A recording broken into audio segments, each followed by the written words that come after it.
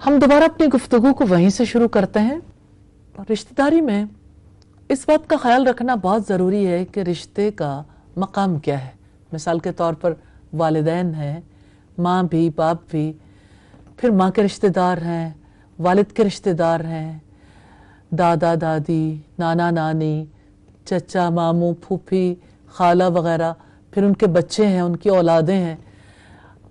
تو اس میں جو رشتہ جتنا قریب ہے اس کا حق اتنا ہی زیادہ بڑھ جاتا ہے.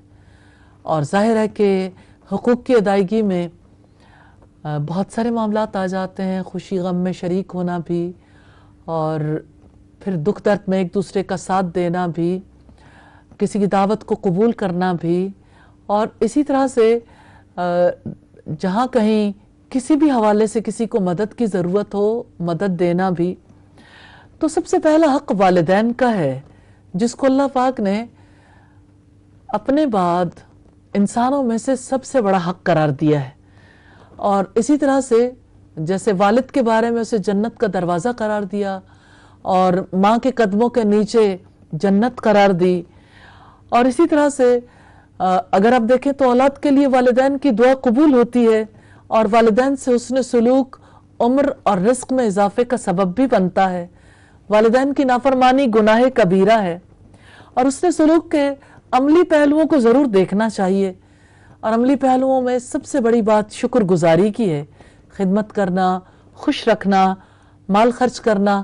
پھر والدین کے رشتہ داروں کے ساتھ حسن سلوک ہے، والدین کے دوست احباب کے ساتھ ان کا احترام کرنا، ان سے رشتے کو جوڑنے کی کوشش کرنا حسن سلوک کے زمرے میں آ جاتا ہے.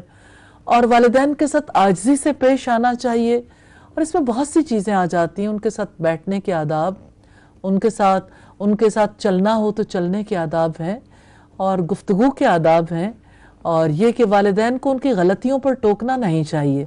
پھر والدین کے ساتھ حسن سلوک کے حوالے سے وہ بڑا مشہور واقعہ ہے جس میں کسی صاحب نے جو اپنے بچوں سے پہلے اپنے والدین کو دودھ پلاتے تھے، اور یعنی 3 لوگ جو غار میں پھنس گئے تھے، انہوں نے اس نیکی کا واسطہ دے کر اللہ تعالیٰ سے سوال کیا تھا کہ ہمیں غار سے نجات دے دی جائے. اور ایک رات جب وہ آئے تھے تو انہوں نے دیکھا کہ والدین سو چکے ہیں، تو انہوں نے اپنے بچوں کو دودھ نہیں پلایا، ساری رات کھڑے رہے. اس نیکی کی وجہ سے اللہ تعالیٰ نے غار کے منہ سے پتھر سرکا دیا تھا.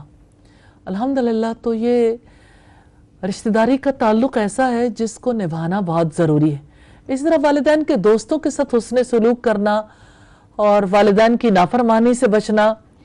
پھر والدین کے وفات کے بعد ان کے حقوق کی ادائیگی کا خیال رکھنا، اور رشتہ داروں کے ساتھ حسن سلوک کرنا، بڑوں کی عزت کرنا، چھوٹوں پر رحم کرنا، بیماروں کی عیادت کرنا، حادثے یا موت کے وقت تعزیت کرنا، ان کو تسلی دینا. پھر اگر کسی مصیبت میں ہو تو ان کے ساتھ ہمدردی کرنا، اور رشتہ داروں کے بارے میں نرم پہلو رکھنا. اور رشتہ دار اگر ظلم اور سختی بھی کرتے ہیں تو ان کے بارے میں نرم پہلو رکھنا چاہیے. اور اگر رشتہ دار محتاج ہوں تو صدقے کی ابتدا انہی سے کرنی چاہیے. اور رشتہ داروں کی تکلیف کو دور کرنا چاہیے، ان کو خوش رکھنے کی کوشش کرنی چاہیے، انہیں حق سے زیادہ دینا چاہیے. صلہ رحمی کا رنگ انسان کی زندگی میں کتنی خوشیاں لے کر آتا ہے، اور رب کی رضا کا سبب بنتا ہے. اللہ تعالیٰ سے دعا ہے ہمیں صلہ رحمی کے طریقے سکھائے، اور اپنی خوشی کی خاطر ہمیں رشتوں کو جوڑنے کی توفیق عطا فرمائے. وآخر دعوانا ان الحمد للہ رب العالمین.